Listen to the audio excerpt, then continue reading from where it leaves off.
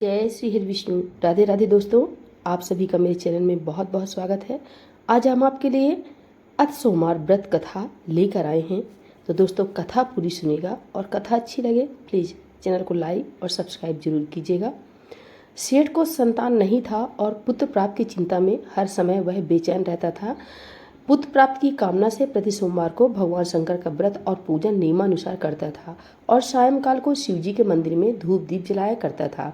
उसकी सच्ची श्रद्धा भक्ति देखकर एक समय श्री जगन्नाथ माता पार्वती ने श्री भगवान भोले भंडारी से अनन्य विनती के साथ हाथ जोड़कर कहा कि हे त्रिलोकीनाथ, यह सेठ आपका भक्त है, इसलिए आप इस पर कृपा कीजिए और इसकी मनोकामना पूर्ण।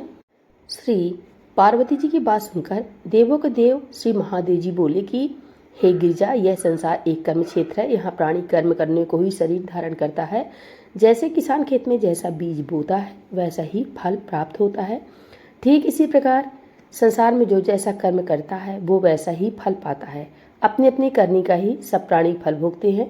यह बात सुनकर दयामती श्री पार्वती जी ने फिर अनन्य विनय कर कहा कि हे प्राणनाथ, जबकि यह बेचारा रात दिन दृढ़ विश्वास के साथ आपकी भक्ति करता है, तब आप कृपा करके इसके दुख का निवारण कीजिए। आप तो दया के धाम हैं, अतः इस पर दया अवश्य करनी चाहिए।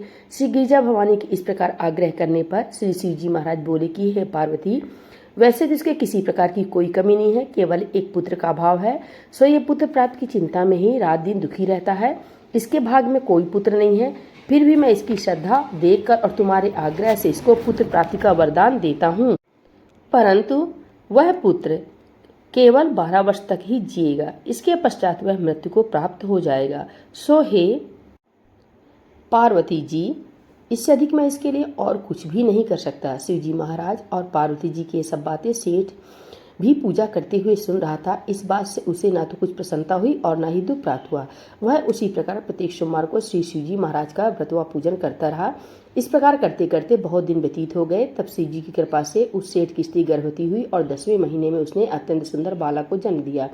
सेठ के घर में बहुत खुशी मनाई गई, परंतु सेठ को उसकी केवल 12 वर्ष की आयु जानकर कोई प्रसन्नता नहीं हुई और न ही उसने यह भेद किसी को प्रकट किया। इस प्रकार प्यार दुलार में वह बालक 11 वर्ष का हो गया। तब उस बालक की माता ने अपने पतिदेव से कहा कि हे प्राणनाथ, अब मेरा लाल सियाना हो गया है, अतः किसी सुंदर गुणयुक्त कन्या से इसका विवाह रचा दीजिए। इस पर सेठ ने कहा कि अभी इसका विवाह नहीं करूंगा, क्योंकि मैं इसे काशी जी पढ़ने को भेजना चाहता हूँ। इतना कहकर सेठ ने उस बालक के मामा को बुलवा लिया और उसे बहुत सा धन देकर कहा कि तुम इसे काशी जी पढ़ने के लिए ले जाओ। मार्ग में जहाँ भी ठहरो वहाँ यज्ञ व दान दिल खोलकर करते जाना तथा भूखों को भोजन वस्त्र देते हुए चले जाना। इस प्रकार समझा बुझाकर सेठ ने दोनों को भेज दिया। वे दोनों मामा भांजे यज्ञ रचाते, भूखों को वस्त्र और भोजन तथा ब्राह्मणों को दान देते हुए चले जा रहे थे। चलते चलते मार्ग में एक शहर में रुके। दैव योग से उस नगर के राजा की कन्या का विवाह होने वाला था और वह वर पक्ष का जो राजा बारात लेकर आया था उसका लड़का एक आंख से काना था। राजा को इस बात की बड़ी चिंता थी कि काने वर को देखकर कन्या के माता पिता विवाह से इनकार न कर दें। इस कारण जब उसने अति सुंदर सेठ के लड़के को देखा तो मन में विचार किया कि क्यों न इस लड़के को दूल्हा बनाकर बारात का ढुकाव करा लिया जाए, जिससे किसी प्रकार की बाधा न पड़े। ऐसा विचार करके राजा ने उस लड़के के मामा से प्रार्थना की तो वे दोनों सहमत हो गए। वस्त्राभूषण पहना दिए। इस प्रकार उसका सुंदर और भी अधिक बढ़ गया और उसे घोड़ी पर चढ़ाकर बड़ी धूमधाम से बारात का ढुकाव कराया। उस सुंदर वर को देखकर स्त्रियां बहुत प्रसन्न हुई और बड़ी सुंदरता से सब काम हो गया। वर के पिता ने सोचा कि इस समय का काम तो संपन्न हो गया, परंतु आगे फेरों के वक्त कहीं कोई बाधा न पड़ जाए, इसलिए विवाह कार्य भी इसी लड़के से करा दिया जाए तो अच्छा है। ऐसा विचार कर वर के पिता ने उस लड़के के मामा से विनय पूर्वक वचन अनुकूल कहे तो हम आप कृपा करके फेरों और कन्यादान का काम भी करा दे तो आपकी बड़ी कृपा होगी। हम इसके बदले में जितना भी कहोगे धन देंगे। उन दोनों मामा भांजे ने वर के पिता की यह बात भी स्वीकार कर ली और विवाह का समस्त कार्य बड़ी अच्छी तरह से संपन्न हो गया। परंतु जब लड़का महल में गया और प्रेमालाप करने के बाद राजकुमारी सो गई तो उसने राजकुमारी की चुनरी के पल्ले पर लिख दिया कि तेरा विवाह मेरे साथ हुआ है, परंतु जो राजकुमार तुझे ब्याहने आया है वह एक आंख से काना है, इसलिए उसके बदले मुझे दूल्हा बनाकर सब कार्य कराया गया। अब तुम्हें उसी के साथ भेजा जाएगा और मैं काशी जी पढ़ने जा रहा हूँ।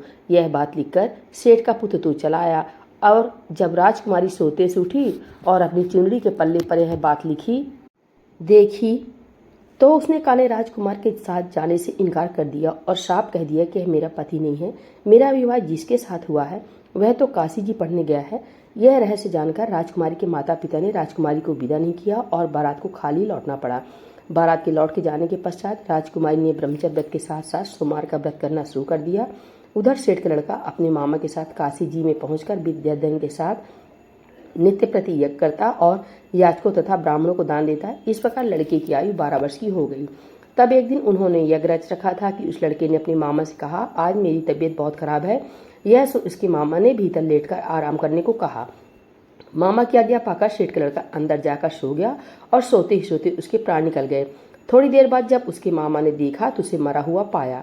यह देखकर उसे बहुत दुख हुआ। फिर उसने सोचा, यदि इस समय रोना पीटना किया तो यज्ञ अधूरा रह जाएगा।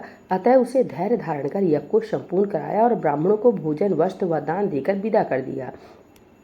यज्ञ में सब देवताओं सहित वहां शिव पार्वती जी भी आए हुए थे। माता पार्वती जी ने तमाम हाल जानकर और सुंदर गुणयुक्त सेठ के पुत्र को मरा हुआ देखकर शिव जी से कहा कि हे प्रभु, यह तो उसी सेठ का पुत्र है जो कि आपके वरदान से हुआ था। पार्वती जी की यह बात सुनकर शिव जी ने कहा, पार्वती, इसकी आयु इतनी ही थी सो ये भोग चुका। तब पार्वती जी बोली कि हे प्रभु जी, यज्ञ में समस्त देवताओं सहित आपने जो भोग यज्ञ के ग्रहण किए हैं वे सभी निषेध हो गए, क्योंकि यह यज्ञ के समय से ही मरा पड़ा है। इसलिए आप उसे जीवन दान देना चाहिए। दूसरे एक अबलख साथ इसका विवाह हुआ है और वह आज तक प्रत्येक सोमवार को आपका व्रत करती है। इसकी आत्मा की पुकार को आपका व्रत और पूजन जो कर रहा है, क्या वह आपका परम भक्त इसका मरना सुनकर दुख नहीं पाएगा? सो हे प्रभु, आप कृपा करके इसे जीवन दान दीजिए। इस प्रकार पार्वती जी के बार बार आग्रह करने पर शिव जी ने उसको जीवन दान दे दिया। तब शिव जी की कृपा से वह सेठ का लड़का पुनः जीवित हो गया और शिव पार्वती कैलाश को चले गए। अब वह लड़का और उसका मामा प्रसन्नचित उसी प्रकार यज्ञ करते कराते अपने घर को वापस लौटे और उसी नगर में आए जहां उनका विवाह हुआ था। वहां पर जब उन्होंने उस नगर में यज्ञ आरंभ कराया तो खबर पाते ही रानी उस सेठ के लड़के को पहचान कर उसे राजमहल में ले गए और वहां उनकी बहुत खातिरदारी की। इसके बाद बहुत सारा धन दे दास दासियों सहित अपनी लड़की और जमातों को विदा किया। अब वे सब उसी प्रकार यज्ञ रचाते हुए अपने नगर में आ गए। तब उसके मामा ने कहा कि मैं पहले तुम्हारे घर जाकर खबर कर दूं। इतना कहकर मामा चल दिया। उस समय उसके माता पिता अपने ऊंचे मकान की छत पर इस विचार से बैठे हुए थे कि यदि हमारा पुत्र सकुशल वापस लौट आए तो हम भी छत पर से उतर आएंगे, अन्यथा वहीं से गिरकर अपने प्राणों का अंत कर देंगे। उसी समय लड़के के मामा ने आकर यह समाचार दिया कि आपका पुत्र सकुशल आ गया है, परंतु उनको विश्वास नहीं आ रहा था। तब लड़के के मामा ने शपथपूर्वक तमाम बीता हुआ हाल कह सुनाया और कहा कि आपका पुत्र राजा की लड़की से विवाह करके अनेक दास दासियों सहित राजकुमारी को लेकर आया है। तब तो सेठ ने बहुत खुशी के साथ उनका स्वागत किया और आनंद व प्रसन्नता से रहने लगे। इसी प्रकार जो कोई सोमवार के व्रत को धारण करेगा अथवा इस पुण्य करने वाली कथा को पढ़ेगा या सुनेगा, उसके सब दुख दरिद्र नष्ट हो जाएंगे और उसकी सब कामनाएं पूर्ण होंगी। इसमें तनिक भी संदेह नहीं है। इति सोमवार व्रत कथा समाप्त। बोलिए भोलेनाथ महाराज की जय, गौरी मैया की जय, गौरी पुत्र गणेश की जय। हर हर महादेव।